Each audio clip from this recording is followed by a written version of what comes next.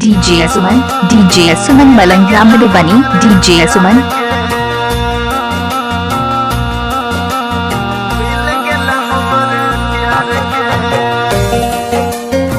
अभी आप सुन रहे हैं सुमन मलंगिया एंटरटेनमेंट के माध्यम से। आप सुन रहे हैं अभी सरिता म्यूजिक से। तो सदा से नूरा भराइल ही तोरा याद नहीं लो यार के। तो सदा से नूरा भराइल ही तोरा याद नहीं लो यार के।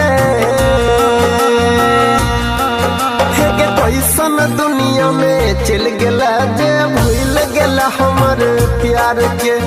कैसन दुनिया में चल गला जे भूलल अपन प्यार के।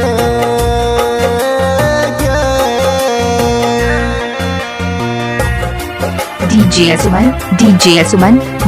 सुमन मोबाइल नंबर 8882433008 है।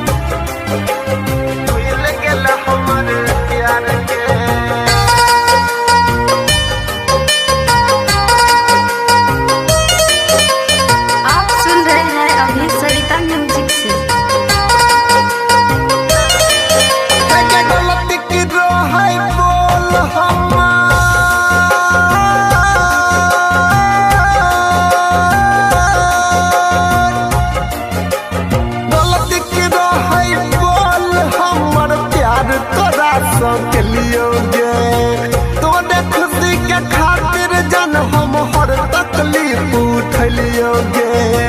तोरे खुशी के खातिर जन हम हर तकलीफ उठलियोगे।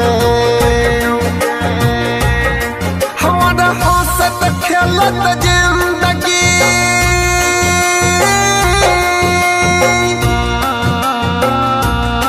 हमारा हंसत खेलत जिंदगी के गेला तू जार के।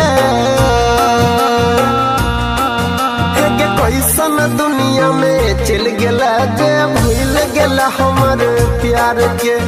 कैसन दुनिया में चल गला जे भूलल अपन प्यार के।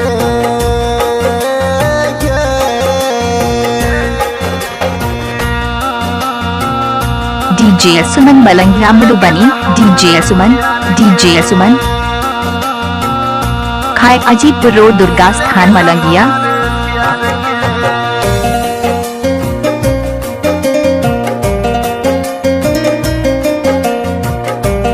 आप सुन रहे हैं अभी सरिता म्यूजिक से।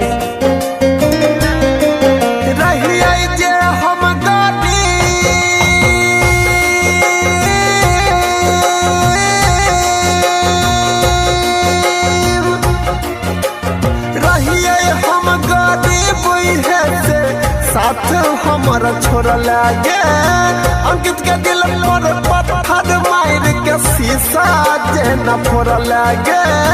परवीन के दिल पर पत्थर मार के शीशा जे न फोड़ा लागे। क्या तब अनिल कहे छो तू ही छाए कर संसार गे।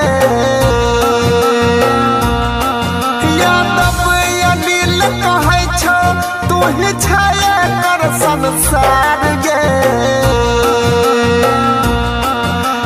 कैसन दुनिया में चल गला जे भूल गला हमर प्यार के। कैसन दुनिया में चल गला जे भूलल अपन प्यार के। डीजे सुमन मलंगिया मधुबनी डीजे सुमन मोबाइल नंबर 8882433008।